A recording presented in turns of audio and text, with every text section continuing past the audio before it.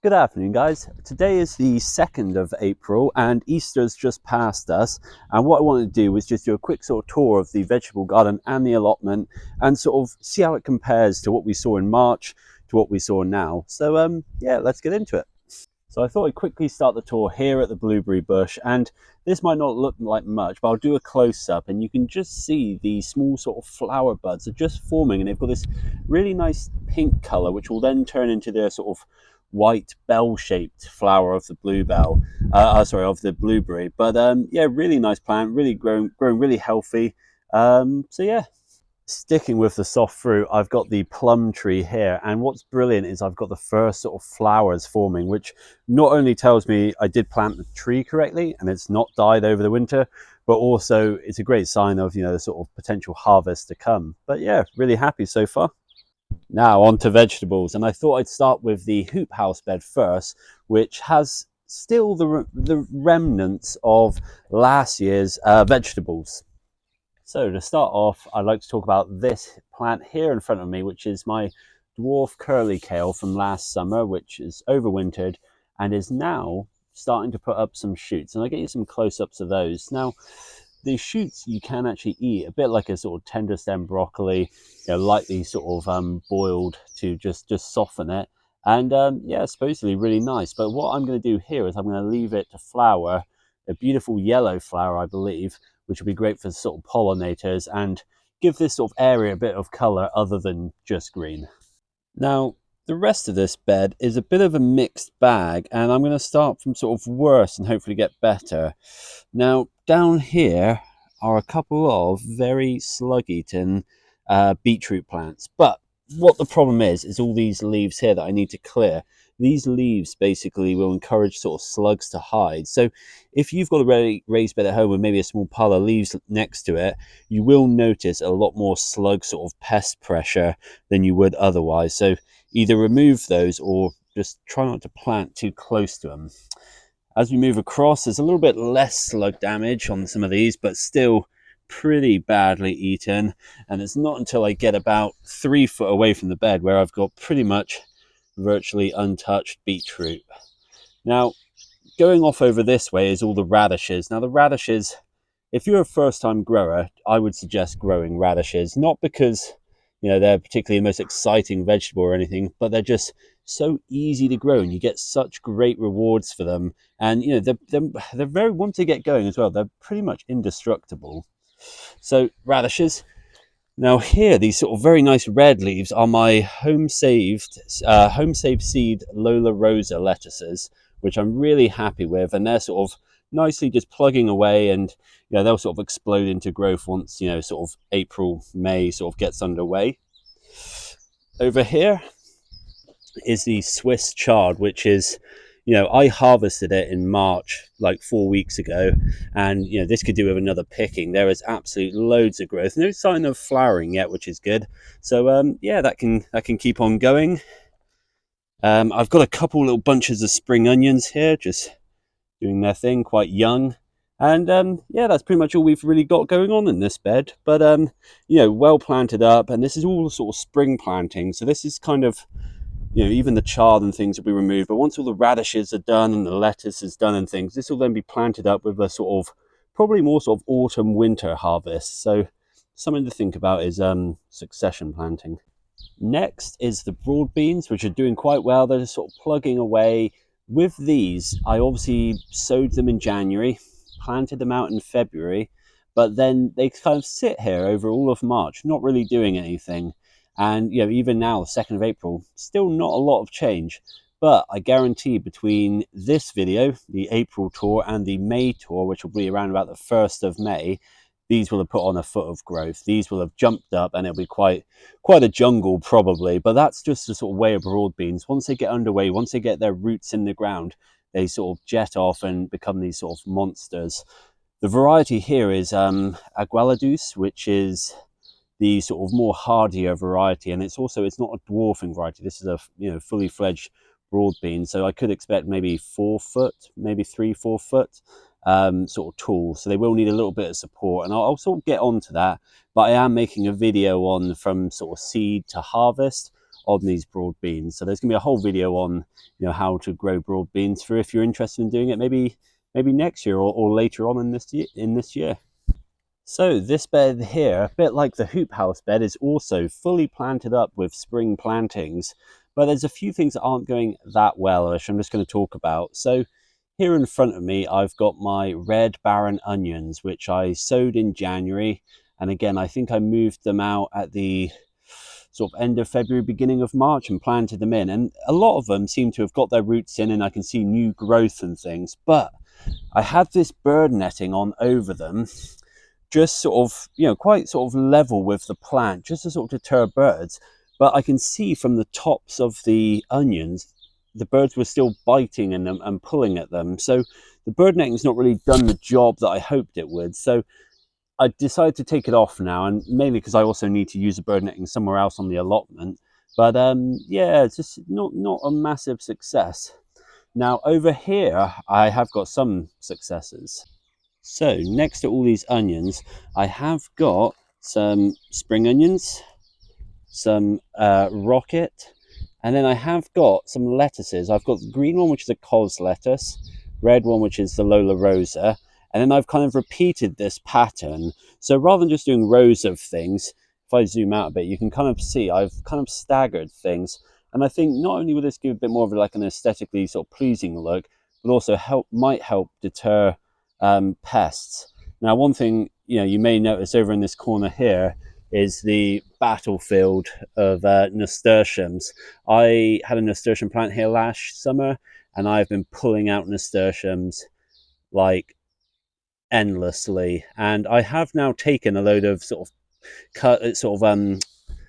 seedlings which I've potted up. So I've got my nasturtiums, you know, for this year where I do want them, but I have got a bit of a weeding battle going on here. So this bed here is the garlic bed, and I'm doing an experiment this year where that end is store-bought garlic. So I went to Asda, I bought a bulb for 39p, broke it into the cloves, planted the cloves. This stuff here in front of me is the sort of seed-bought garlic, where I bought them from a sort of proper seed retailer. I think it was Simply Seed. The variety is Solent White, which I think is a soft neck variety of garlic. And yeah, I planted it, and you know, both sets have germinated, 100% germination. But I'm going to see what the harvest is like in sort of June time. But one thing I do want to talk about is this beautiful elephant garlic here, and I'll get you a close up. It's starting to almost look like a leek, but it's doing really well. And the bulb I planted was a massive, oh sorry, the clove I planted was a massive clove. But interestingly, when I bought the elephant garlic, which I think I paid £2.50 for or something, it came with 2 cloves. One of the cloves was very small, probably almost a fifth or a sixth of the size of this one. And I planted it, and you can see here, you know, the much smaller growth. Both of these are elephant garlic, but this one here is absolutely tiny compared to this one. And what this goes to show is when you're planting your garlic, you have to make sure you select the biggest clove in order to get the biggest harvest. They'll still grow and you'll still get a harvest, but a much smaller one if you're planting small cloves. And the final raised bed here is my sort of spares bed. So I've got a couple of spare broad beans here, which were the smaller ones, which are, you know, to be fair, nice stocky plants. So I might try and dig these up, move these to the allotment at some point, but they're just here as spares for now. I have got this little kind of poached eggplant, which I've planted here just to attract in pollinators. And I'm hoping it will sort of grow and sort of tumble out of the raised bed and look quite nice. And then the only other thing in here so far is my 4 strawberry plants, which when I look at the center of them, and I'll get some close-ups, I can see lots of new growth, but they kind of are very sort of static since I've put them in. And I've never grown strawberries before. So if, you know, you've grown strawberries and this looks totally normal and things, if you can let me know in the comments, that would be great. And if you think maybe I've got some bad plants, if you can also let me know in the comments, that would also be great. But yeah, so far everything's looking quite healthy and well. Now, before I go any further in the tour, I just want to talk about this plant here in front of me. So this plant here is a Lola Rosa lettuce, which is either I've dropped a seed or a seed's blown in, and it is growing perfectly well here in the crack in my concrete. Worryingly, it is looking better than the ones in my raised vegetable beds, but I'm not sure how long it's going to survive here, but it just goes to show some of these things grow in spite of the gardener. So in terms of propagation, it's not looking too busy for this time of year, but it's about to get very busy. So what I've got here in these 3 trays is my leeks. So this variety here is Autumn Giant, which I'm multi-sowing. And then this one here is the sort of Musselburgh variety, which is sort of being single sown. So these can be sort of probably planted over in the allotment, maybe 1 or 2 here in the garden. But, you know, leeks, if you haven't already started them, I would suggest getting on with it.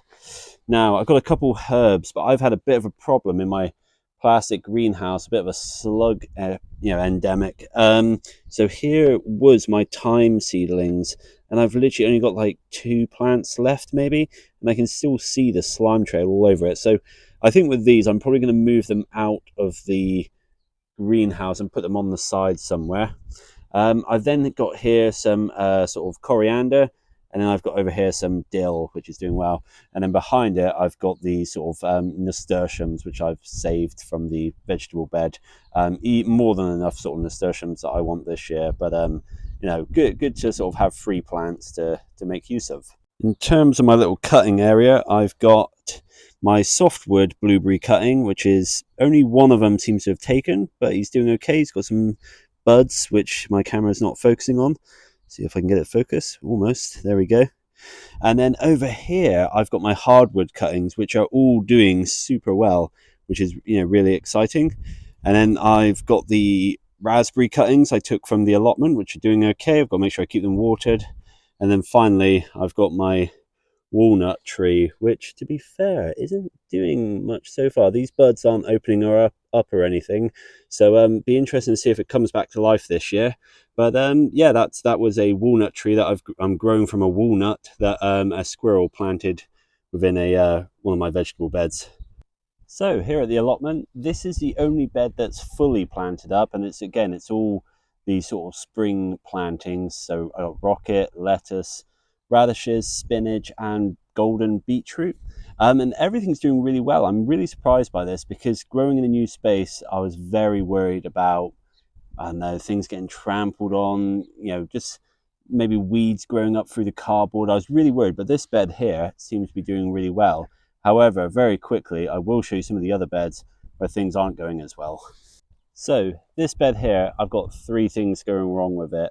One, some cats seem to be trying to poo, or seem to be pooing in the bed. I keep finding poo. I keep having to remove poo. Very disgusting.